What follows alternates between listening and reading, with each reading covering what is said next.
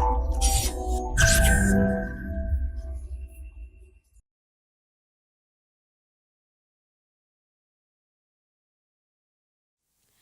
दोस्तों, this is Vishakha Daga coming up with next round of new simplified. Now महंगाई एक ऐसी चीज़ है जो हम सबको इम्पैक्ट करती है। गरीबों की परचेसिंग पावर कम हो जाती है, वहीं पे सरकारें बदल जाती हैं अगर वो कंट्रोल नहीं कर पाते, और यही एज एन एस्पिरेंट अगर डिफरेंट टाइप ऑफ इन्फ्लेशन ना पता हो तो पेपर में आपके लिए मुश्किल हो सकती है। और इसीलिए आज हम डिस्कस करेंगे डिफरेंट टाइप्स ऑफ इन्फ्लेशन। तो आज हम पहली बात समझेंगे इन्फ्लेशन क्या होती है, उसके बाद हम जानेंगे कि आपके इन्फ्लेशन, डिसइन्फ्लेशन, डिफ्लेशन और रीफ्लेशन जो एक जैसे टर्म दिखते हैं इनमें डिफरेंस क्या है। और इसके साथ हम जानेंगे कि different types of inflation like आपकी श्रिंक इन्फ्लेशन होती है, कोर इन्फ्लेशन होती है, हेडलाइन इन्फ्लेशन होती है, गैलोपिंग इन्फ्लेशन होती है, इन सब के बारे में डिफरेंस आज हम ज़रा देखेंगे। तो पहले मुझे बताइए ज़रा, shrink inflation which was in news recently is related to which of the following? Increase in price of good due to structural deficiency, inflation representing rise in price of all classes of commodity, या inflation due to non-volatile commodities, और inflation due to reducing size of the good। Video के and में आपको पता होगा shrink inflation क्या होती है, पर चलिए पहले आगे जानते हैं। सबसे पहले बताइए अबाउट इन्फ्लेशन, पहले समझते हैं इन्फ्लेशन क्या होती है। Now inflation is something rise in price of the commodities, यही कहते हैं इन्फ्लेशन, राइट? अगर कमोडिटी की प्राइसेस बढ़ती रहती है तो उसको इन्फ्लेशन कहते हैं। बट यहाँ पे एक बहुत इंपॉर्टेंट चीज़ ये है कि the price rise should be consistent. ऐसा ना हो कि मे बी टमाटर आपके 10 रुपये किलो मिलने लगे, फिर आपके मिलने लगे 12 रुपये किलो, फिर वापस कम होने लगे 8 रुपये किलो। ना this is not an ideal scenario of inflation, क्योंकि उसमें प्राइसेस क्या होते हैं, जनरली ऊपर की तरफ राइज करती है। दैट इज़ वेरी इंपॉर्टेंट, और इसे over a period of time हम मेजर करते हैं। जैसे CPI WPI की वीडियोस है, उसमें जाके देख सकते हैं कि किस तरीके से टाइम पीरियड इनका सेट होता है। इन्फ्लेशन का असर क्या पड़ता है? इन्फ्लेशन का सबसे बड़ा असर पड़ता है कि ये जो मनी है ना, इसकी वैल्यू कम हो जाती है। और ये समझना बहुत आसान है। ज़रा मुझे एक बात देखिए इसमें, टू अंडरस्टैंड दैट। सबसे पहले अगर बाय द वे आप मार्केट में खरीदने जा रहे हैं टमाटो, अगर आप टमाटर खरीदने जा रहे हैं, पहले 10 रुपये के टमाटर आपके 1 किलो में मिल जाते थे, राइट? अब जब इन्फ्लेशन हुआ तो टमाटर तो अब भी 1 किलो हैं, पर अब वो 15 रुपये के मिल रहे हैं। इसका मतलब सेम कमोडिटी को खरीदने के लिए आपको ज़्यादा पैसा खर्च करना पड़ रहा है, तो पैसे की कीमत नहीं होगी, कम हो चुकी है इसमें। पहले 10 रुपये की कीमत 1 किलो के बराबर थी, अब 15 रुपये की कीमत 1 किलो के बराबर है, तो पैसे की कीमत कम हो चुकी है। इसका असर ये होता है कि लोगों की परचेसिंग पावर ख़त्म हो जाती है। पहले 10 रुपये में ज़्यादा चीज़ें खरीद सकते थे, अब 10 रुपये में वो कम चीज़ें खरीद पाते हैं, इसीलिए परचेसिंग पावर भी आपकी कम हो जाती है। तो चलिए, ये तो था इन्फ्लेशन को समझना। अब जरा जानते हैं, जरा डिफ्रेंशिएट करना कि इन्फ्लेशन, डिफ्लेशन, डिसइन्फ्लेशन या रीफ्लेशन में क्या फ़र्क होता है। सबसे पहले जानते हैं इन्फ्लेशन। इन्फ्लेशन, पहली बात ध्यान रखना, is a rate. Okay, it is a rate. जैसे अब इसको एग्जाम्पल लेके जा रहे हैं कि आप मार्केट में लेने गए आलू, और आलू की कीमतों के हिसाब से आपको पता चलेगा कि इकोनॉमी अभी कौन सी स्टेज में है। अब शुरुआत करते हैं, 1 महीने पहले आलू 10 रुपये के थे। अगर ये 10 रुपये के आलू over the period of time आपके 12 रुपये के हो जाते हैं, और 12 के बाद 14.5 रुपये के हो जाते हैं, मतलब पर केजी, तो अगर आप रेट देखोगे ना, तो ये आपका है 20% का राइज, और ये भी आपका 20% का राइज है। तो इसमें हम ये नहीं देख रहे कि कीमत तो बढ़ रही है, 10 से 12 से 14 हो गई, बट आप रेट देखिए, यहाँ पे रेट को देखते हैं। 20% राइज है, जैसे अगर ये 15 होता तो वह 21-22% हो जाता। नॉट नेसेसरली 20% ही राइज हो, बट अगर रेट आपकी बढ़ रही है, जिस रेट पे प्राइस बढ़ रही है, राइट, जिस रेट पे प्राइस बढ़ रही है, 10 से 12 हो गए, तो 2 out of 10 increase in rate of price, उसको हम क्या कहते हैं, इन्फ्लेशन कहते हैं। इसमें एब्सोल्यूट प्राइस नहीं मेजर कर रहे। अब इसको समझने का आपको बहुत आसान तरीका है समझना, डिफ्लेशन। यहाँ पे जहाँ increase in level of price होता है कि 10 से 12 से 14 हो गए, डिफ्लेशन में डिक्रीज इन प्राइस लेवल होता है। जैसे आपके 10 से आपका 8 हो गया, 9 हो गया, और 9 से हो गया आपका 8। इसमें ना रेट नहीं मेजर करूंगी मैं, इसमें अगर रेट निकालने जाओगे तो वो नेगेटिव हो जाएगी, मतलब इसमें -11% है, -10%, और इसमें माइनस आपका 11%। डिफ्लेशन में प्राइस आपकी कम हो जाती है। यहाँ पे 10 से 12 से 14, वहाँ 10 से 9 से 8 प्राइस लेवल कम हो गया और रेट आपकी हो जाती है नेगेटिव। वहीं पे अगर आप बात करो डिसइंफ्लेशन, डिसइंफ्लेशन में रेट आपकी रिड्यूस होती है, नेगेटिव नहीं होती। ये चीज ध्यान रखिएगा। अगर रेट कम हो रही है तो उसको डिसइंफ्लेशन कहते हैं। इसका मतलब इस केस में भी प्राइस लेवल आपका राइज कर रहा है। कितना? जैसे 10 से हो गया 12 और 12 से हो गया आपका 13, तो ये कितना परसेंट हुआ? 20% राइज। और ये कितना राइज हुआ? ये हुआ आपका 12% राइज। तो आप देखोगे तो प्राइस लेवल तो इसमें भी बढ़ा है, 10 से 12 से 13 हो गया, लेकिन जो रेट ऑफ इंक्रीज है वो कम हो गई है, राइट? तो यहाँ पे हम इसलिए इसी चीज को आपको ध्यान रखना है कि इन्फ्लेशन में रेट को ध्यान दिया जाता है। These two are rate factors. दोनों में ही प्राइस लेवल राइज कर रहा है, 10, 12, 14। इसमें भी आपका 10, 12, 13 हो गया, पर वहां पे प्राइस आपका 20% है। अगर इसे 15 कर दोगे तो ये 21, 22% हो सकता है। तो यहाँ पे परसेंटेज वाइज राइज हो रहा है, 20 हो गया, 20 का 22 हो गया, 15 कर दोगे ऐसे 16। तो this rise in percentage is what? Inflation. Rate आपकी बढ़ रही है, वहीं पे अगर रेट आपकी कम हो रही है, 20% से 12% हो गई है, तो वो आपकी हो गई डिसइन्फ्लेशन। जब whereas absolute decrease in price level आपका डिफ्लेशन होता है, जिसमें रेट आपकी ये हो जाती है। उसके ऑपोजिट होता है रिफ्लेशन। ये भी आपकी एब्सोल्यूट प्राइस होती है, जब आपकी प्राइस लेवल बढ़ने लगे कि चलिए आपका 8 से 9 हो गया, 9 से 10 हो गया। इसमें परसेंटेज मेजर करने नहीं जाएंगे, सीधा एब्सोल्यूट नंबर मेजर कर रहे हैं, इसको कहते हैं रिफ्लेशन। ये यूजुअली जब आपकी इकोनॉमी रिसेशन बूम पीरियड से, जब रिसेशन पीरियड से बूम पीरियड की तरफ जाती है तो रिफ्लेशन में जाते हैं। ध्यान रखिएगा, रिफ्लेशन आपका डिजायरेबल होता है, हम चाहते हैं ये बढ़े। इनफैक्ट डिफ्लेशन भी कभी कभी हम चाहते हैं कि 20% की इन्फ्लेशन से अगर 12% का इन्फ्लेशन हो जाता है तो ये अच्छी बात है, right? This is a good thing. Even इसे भी हम डिजायर करते हैं, बट हम डिफ्लेशन कभी डिजायर नहीं करते, बिकॉज इसका मतलब है नेगेटिव इन्फ्लेशन का मतलब होता है प्राइस लेवल कम हो रहा है, मतलब इकोनॉमी आपकी इंपैक्ट हो चुकी है। मैंने पहले ही कहा था, एक normal rise in price level it's desired in an economy, so this is why it is a good thing. तो आई होप अब चारों का डिफरेंस आपको समझ में आ गया। अब चलते हैं आगे, जानते हैं टाइप्स ऑफ इन्फ्लेशन कौन कौन से होते हैं। बड़ा फेमस एक इन्फ्लेशन होता है स्टैगफ्लेशन।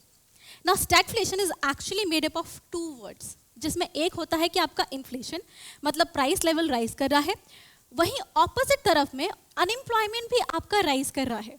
अगर अब ये हमारे लिए अचंभे की बात इसीलिए है बिकॉज जब हमने पढ़ा था, जब हमने फिलिप कर पढ़ा था, तो हमने पढ़ा था कि आपका जो इन्फ्लेशन मतलब प्राइस लेवल और अनएम्प्लॉयमेंट का एक इनवर्स रिलेशनशिप होता है, राइट?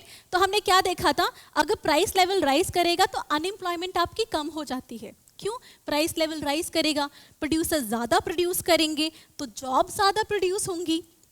ना दिस हैज़ इनवर्स कोरिलेशन। तो जब इन्फ्लेशन बढ़ना चाहिए था, अनएम्प्लॉयमेंट कम होनी चाहिए थी, but stagflation is an exceptional scenario जहाँ पे इन्फ्लेशन भी होता है और अनएम्प्लॉयमेंट भी होती है। जैसे जर्मनी में देखा गया, जैसे जिम्बाब्वे में देखा गया कि ऑलमोस्ट करेंसी तो बिल्कुल इन्फ्लेट कर चुकी है और वहीं पे नौकरी हो नहीं रही है।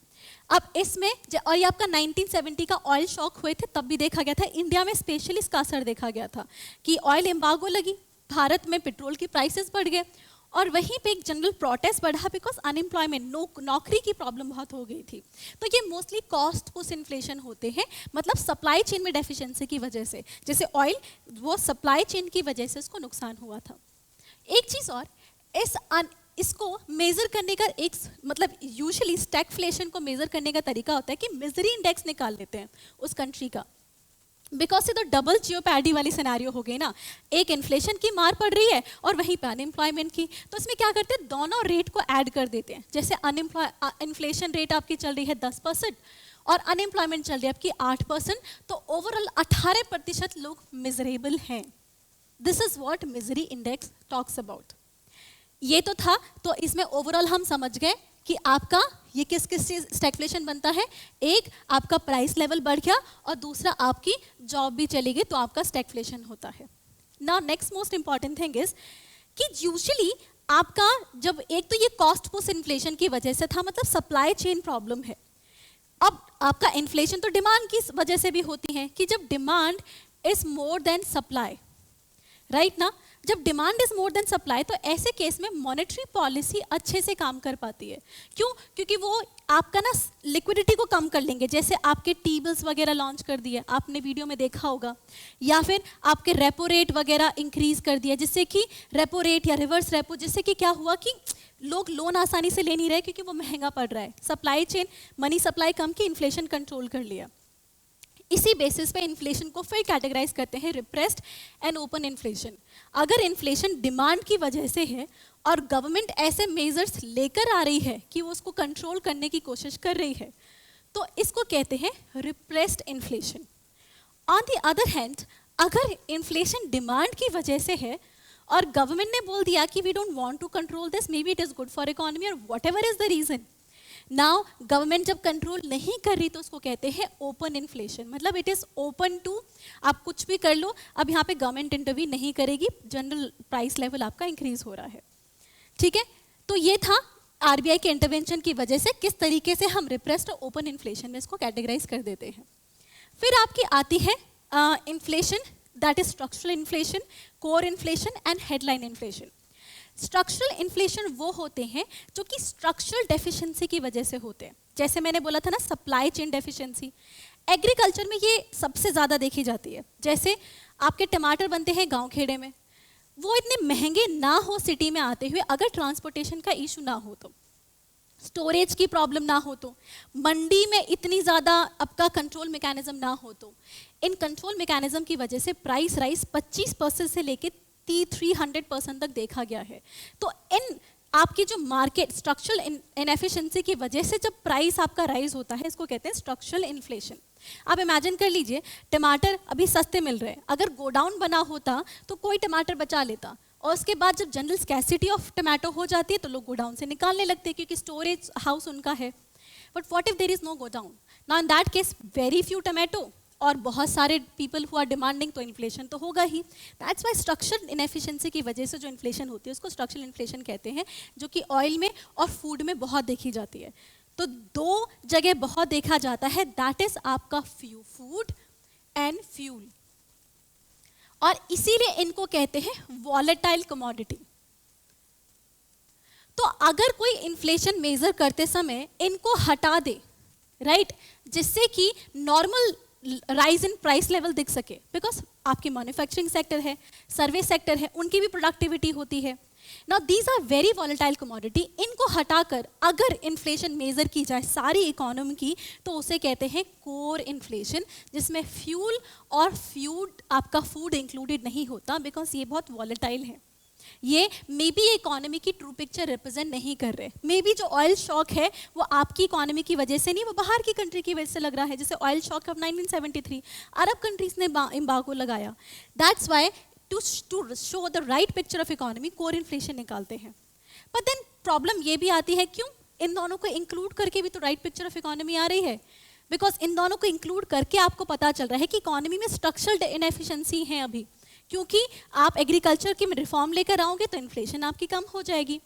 तो हेडलाइन इन्फ्लेशन वो इन्फ्लेशन होती है जो कि सारी कमोडिटीज को इंक्लूड करती है, राइट ना, इंक्लूड ऑल द कमोडिटीज, जो किसी को एक्सक्लूड ना करे।